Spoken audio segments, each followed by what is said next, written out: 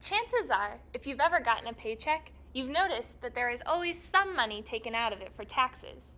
Exactly how much money is taken out depends on where you live, how much you're earning, who's in your household, and all kinds of other factors. But having some share of our paycheck go towards taxes is an experience that most of us have in common.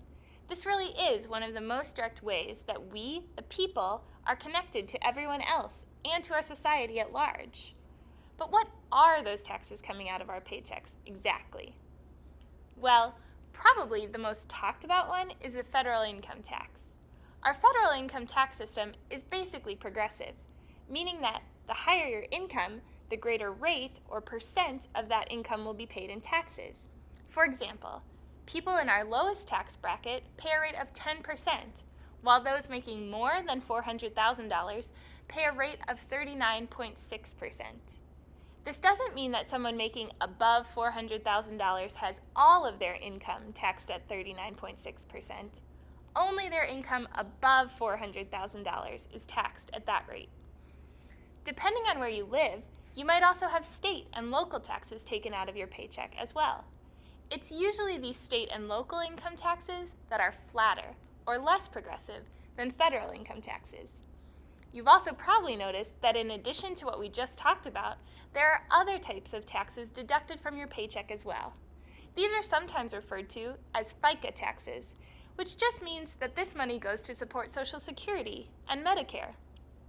A total of 12.4% of earned income goes to support Social Security, and 2.9% goes to support Medicare. But as an employee, you only pay half of this rate, and your employer pays the other half.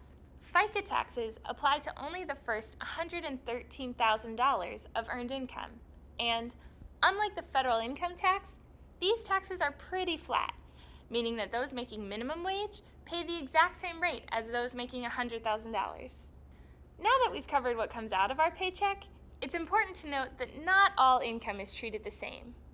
If, for example, you earn a little money from investments like stocks and bonds, you're receiving capital gains. Most capital gains income under about $400,000 is taxed at a rate of 15% and at 20% for income above $400,000.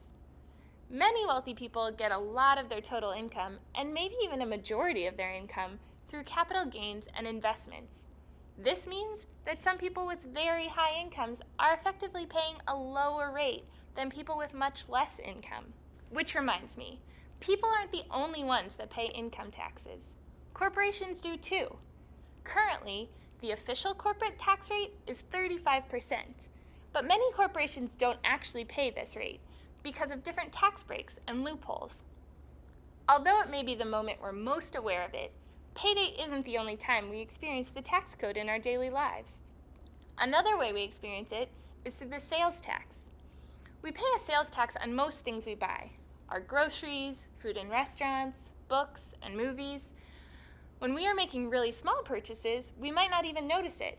But even a sales tax of only a few percent can mean hundreds or even thousands of dollars when we make big purchases, like when we buy new electronics or cars.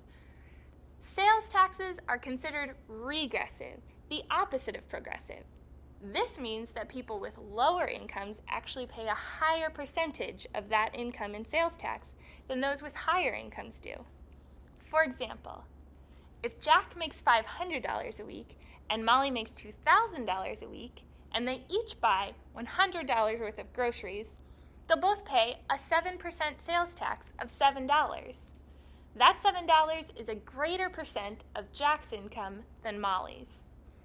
That may not seem like a lot, but if you think about all the different things we pay sales tax on, even just our necessities, that can really add up. Sometimes, different levels of government will pass additional taxes to try and influence behavior or to pay for certain things that governments help provide. For example, as a way of trying to discourage their use, states place a tax on cigarettes and alcohol.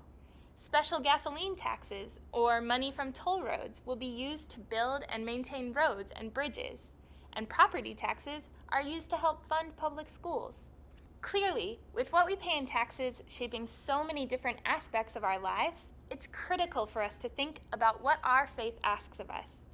Now, we may not have specific teachings about how best to tax investment income or what we should exempt from a sales tax, but we can have conversations about how to model who pays what after the teachings of our traditions, so that what we pay in taxes brings us closer to a more just world.